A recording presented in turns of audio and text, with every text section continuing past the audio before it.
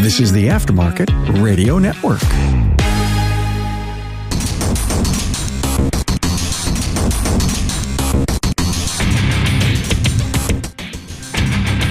Hey there, everybody. This is Matt Fanslow with the Diagnosing the Aftermarket A to Z. Believe it or not, Chad Schnitz of TopDon USA, the Vice President of TopDon USA, and I have commandeered Remarkable Results Radio podcast booth. We've thrown Carm out. He's standing there staring at us. He's being nice enough not to beat on the window. So thanks Carm, for that. Here we are, episode 4. I ran into Chad over at the TopDon booth. Very impressive, by the way, sir. Thank you very much. I'm glad to be here. Yeah, I'm glad to have you. Very short list of people I asked. Like one, you. So if I would have said no, I'd be making this up as I go right now. Oh, okay. Yeah. Well, I'm happy to be here. I'm glad that I can assist. What I liked when I was at the booth is, of course, the products, and I have some of the products. I've purchased the products because, for one, I got the Phoenix because lifetime free updates. 2, the Ninja, the key programming tool. The price is just so much, I couldn't ignore it. And it turns out it's very capable. But what really intrigues me about the booth is all the new stuff. So this new technology is very, very intriguing to me because how it looks to help me do my job Monday through Friday in the shop with that car. And I think that the easy one to jump on, the most obvious one would be the AR glasses. Yes. The augmented reality glasses. If you could go on about that, that would be great because it's very intriguing to me. Yeah, absolutely. So I took on the role of Vice President for TopDon back in May. When I took that on, one of my big things with the engineering team was, hey, we need to make products that are going to support the technicians, that are going to help our tech support line support the technicians. And we wanted to innovate. We didn't want to just follow the leader. We wanted to do things a little bit different. And one of the challenges that we run into on the tech support line is if playing the game of Pictionary over the phone, if we're trying to understand what the technician is telling us, and the technician has pride, they lie to us all the time. So we said, okay, how do we jump that gap? How do we get the information that the technician is not telling us, or we're not asking the right questions? How do we see that? So we came up with the idea of augmented reality. And basically what that is it puts glasses onto the technician that we can see on our tech support side. So now we can see exactly what they see. But if you think about that can be expanded beyond just a FaceTime, right? We can see what they see as they're going around. And we can also project images or information onto their screen that they can see at the same time. So yeah, that'd be cool. You're telling them about something to go here, and you could circle it or point an arrow to it. That's mind-boggling. Exactly. And we can also, while we're talking to them and they're walking around the car, we can say, whoa, stop. What was that? Is that an aftermarket air filter? Is that a different mass airflow sensor that wasn't on their original? Somebody messed it up. Somebody's trying to hot rod their car. Okay, let's start here. And we can see that information. We can also put up wiring diagrams. We can put up images or pictures, and we can kind of go through the process with them. So it gives us a whole lot of dynamic to be able to do that. And that ties right into being able to support them not only on diagnostics, but think about the ramifications on ADAS. Yeah. One of the biggest challenges we run into is someone doing an ADAS calibration and it doesn't work. The calibration does not succeed. Now what? We can have them put their glasses on and say, hey, go sit in the driver's seat and look through the rearview mirror. And now we can see what the camera of the car is seeing. Because a lot of times our eyes are so smart that we take out the shadows, we take out the reflections, and now we can see that through the camera, so we can also assist on that side. So it's something that we're really pushing the envelope on to be able to not only support the technician, support the diagnostician, the ADAS guy, but also to help our support team to be better at it. Yeah, they're doing the calibration on a wall, facing a wall that's loaded with tires, and it's got a white background, and it looks to that camera like a huge target. Yep. So you would never know that. But if they're sitting there with those glasses and they plop down in that driver's seat and you're like, okay. Somebody might have to run to, the store and grab a few canvases or sheets or something to throw up over these tires. And then calibration goes through. And we've had instances at my shop at home. I have the fancy LED light strips that go down the center of the room, and couldn't get a calibration to go. I'm like, it's well lit. There's no shadows. Why isn't this going through? That LED strip went right through the middle of that camera, and it just washed it out from the reflection on the windshield. Wow. And we couldn't see that until we took a picture of it with our phone, and then all of a sudden you see that. So yeah, it gives us one more tool in our toolbox to be able to assist that technician to make sure that they finalize that calibration or finalize that repair job. Yeah. That's really exciting to think about where that could go. And it just plugs right into the scan tool. Yes, absolutely. So it'll plug right into the top of most of our scan tools, especially the new ones that are coming out. And that'll be an extra service that you'll be able to provide from our side to the technician. Yes. Nice. What would you say is the next most exciting bit of technology, or I know, a tool, maybe not the physical tool, but the tool within the tool to help us? Yeah, so there's a lot of cool things that we're doing. So if you're at the AAPEX show, definitely stop by the TopDon booth and check it out. But I would say the next big thing that ties onto that same helping the technician is we have developed a remote tool that has a J2534 built into it. So it's a full diagnostic tool, and it gives you full capabilities. But let's say you get to that point where I don't know what to do next. We'll be able to jump in and work with you through that process. But also, since it has a J-Box built into it, we're working on that technology to be able to maybe run a different scan tool at the other end, maybe run an OE tool on our side, at our tech support side, and be able to run that through your tool. Maybe you got a car that just came in that needs an ADAS calibration. It just came off of the truck. It doesn't even exist in the books yet. Yep. But we can run the OE tool to be able to help you to maybe finalize that calibration. So it's giving us more ability to finalize those products and to fix that at your shop instead of having to take it down to a dealer. Yep. And then the other major advancement that we're doing is our battery maintainer. And I've had people already come to the booth and try and steal it. One was Matt Skundrich. The other one was Matt You can't trust that Fanslow. guy. You really can't trust that guy. Yeah, it seems to try and disappear. Yeah. But so I want to see your perspective on this battery maintainer. It's called a T90,000, and it's a battery charger and battery maintainer. From your perspective, from just the guy that's seen it for the first time, what did you see on it? Well, it's eye-catching. I suppose it sounds somewhat silly when we're talking about pieces of equipment or tools or whatever, that it's eye-catching.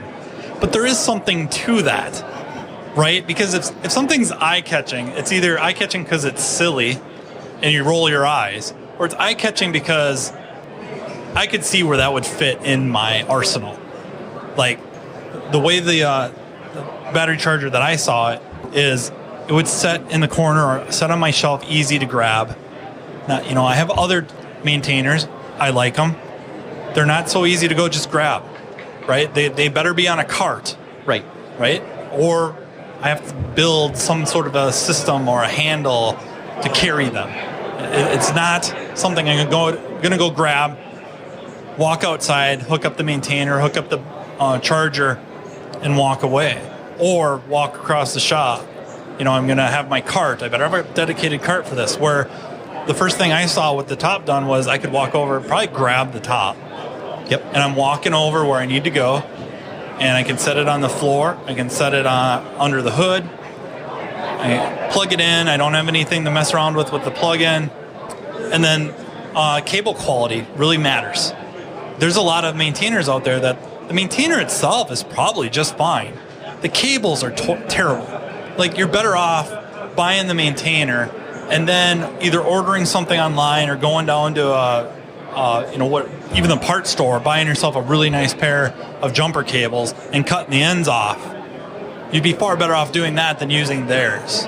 And so right off the bat, those were two things that jumped out at me. Was just, I can see how this is going to fit in. I'm going to have some portability and then just overall quality. So you said something shocking, that you can actually pick it up. So why would you not put a handle on your battery maintainer? That just me. Yeah, I think the ones that I'm thinking of when I talk about that, I think they're kind of meant to be either on a bench, or on a cart. Right. Yep. And that's just where they go. That's where they sit. You're not moving them around. You have the spot. You pull it up to you. It's sitting on a bench. You hook the cables up. That's fine and dandy. Some shops that would work just fine. my shop, that would not work. Does not work. So when we designed this, we were thinking portability. We need to be able to take this in and out. We need to move it from bay to bay. We want it to go everywhere. But the cable quality was a huge one for me, because I've used those that it's like the cables are made out of this hard plastic and they don't bend. And it never lays right. It's always in the way. So this one has silicone cables, so it makes it very flexible.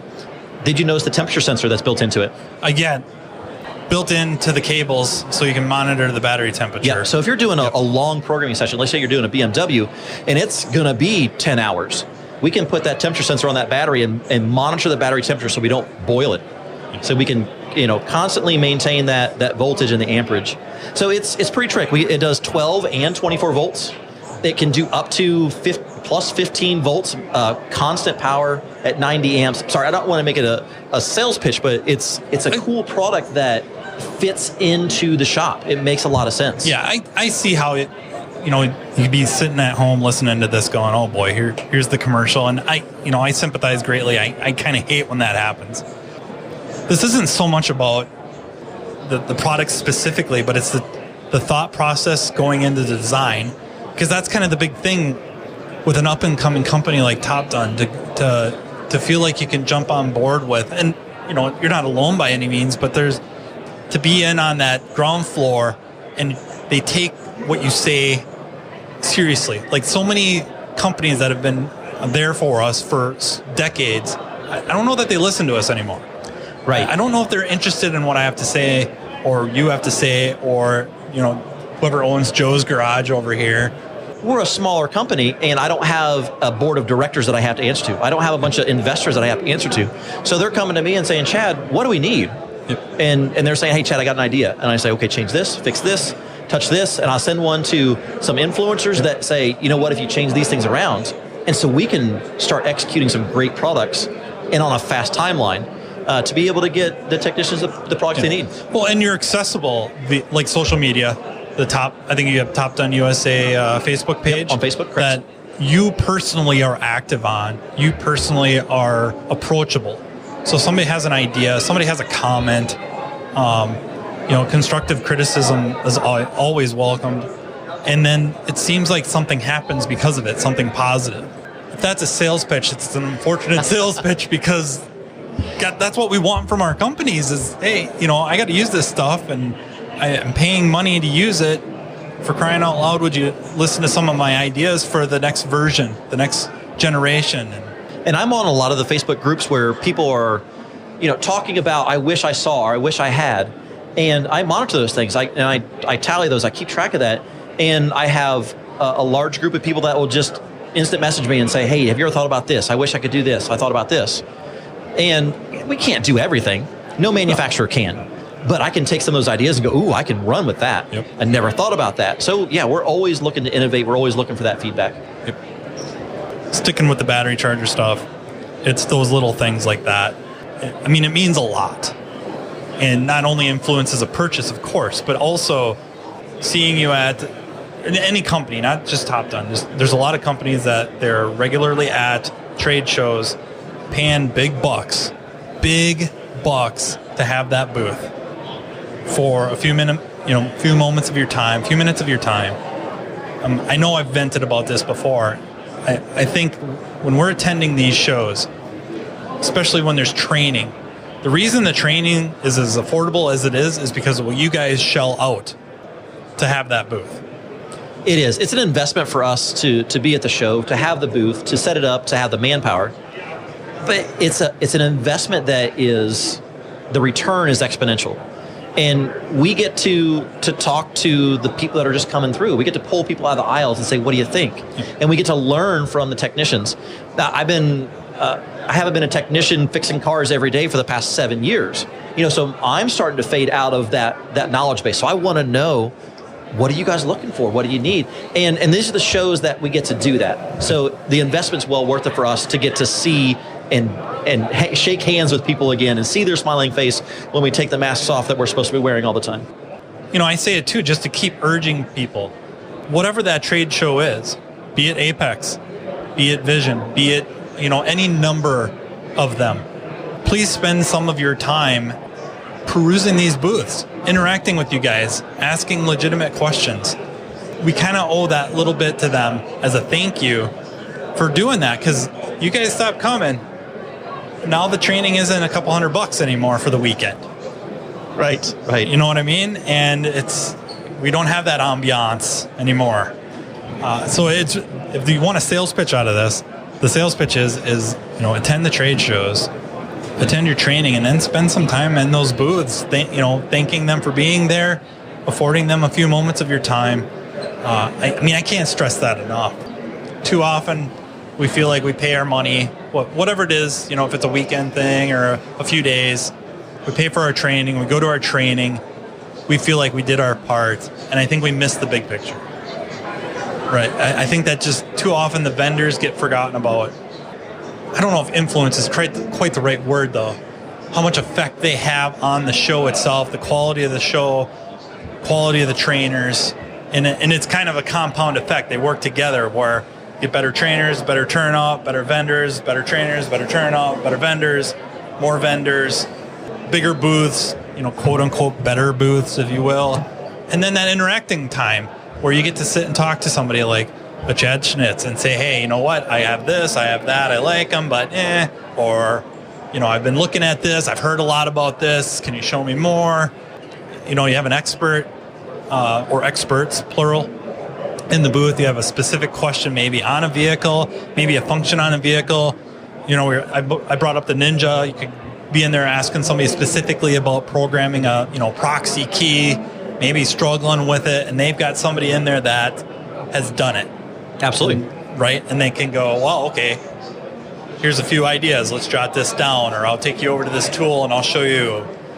Some of the vendors at shows, they get a bad rap. Oh, you're only here to sell me something. No, I'm here to give you knowledge. Yeah. If you ask me something and my tool doesn't do it, I'm going to tell you what tool does. Yeah. And I'm a tool junkie, and I love going around to talk to the other technicians, the other booths. There's actually a booth here that they're releasing an ATV tool, and I said, hey, I need one of those. I got a side-by-side. I need one of those. So, I'm always constantly going around and learning from these vendors. I'm a vendor. They're not trying to sell me on something, but I'm getting the knowledge. And there's a huge value in that.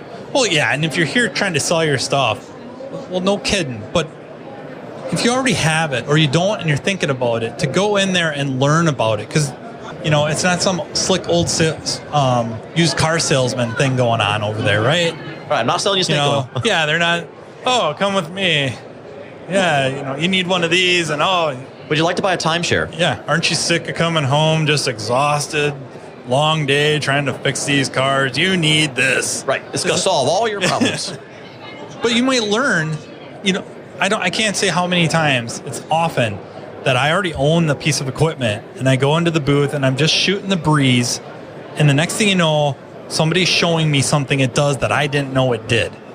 Oh yeah, I'm almost a stalker in some booths, because I'll stand behind people and let them ask questions, because it's a question I never thought of. Right, yeah. And I overhear what they said. I go, oh, that's good. Yep. I didn't know I could do that. That's an option. That's a good idea. And, just sometimes you just hang out in booths you like, just to hang out and hear what other people are talking about, other people are conversating about.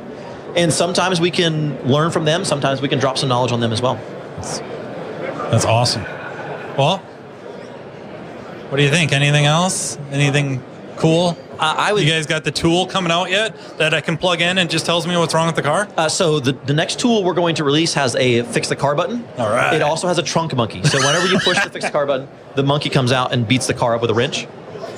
So we are also working on a program harder button. So if it doesn't work, you just keep pushing the button and program it harder. I can't wait for that product. It's going to be really expensive and it has no warranty. Wow. I really, really appreciate you taking the time. Yeah, absolutely. It's great to come on and to talk to all your listeners. And, we're a new company. We're still growing. We're still getting our name out. And I appreciate you letting me come on and spread the vision.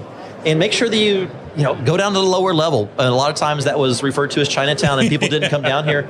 And this is where all the diagnostics is happening. This is where the best stuff is. Come check it out. Touch stuff. Everybody's got products on display that you can touch, feel, push buttons, and see if you can break it.